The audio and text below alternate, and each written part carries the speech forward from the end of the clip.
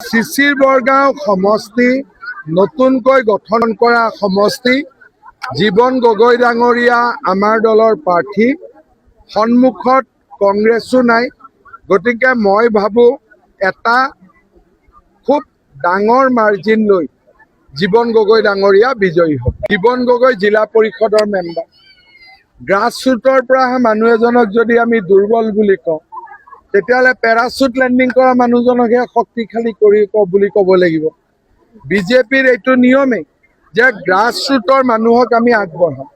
জীৱন গগৈ টিকেট পোৱাটো ই এটা আমাৰ গোটেই অসমৰ তৃণমূল পৰ্যায়ৰ কৰ্মীসকলক প্ৰেৰণা দিছে যে গ্ৰাছৰুটৰ মানুহক বিজেপিয়ে টিকট দিয়ে, তাৰমানে ভৱিষ্যতে আমিও টিকট পাম।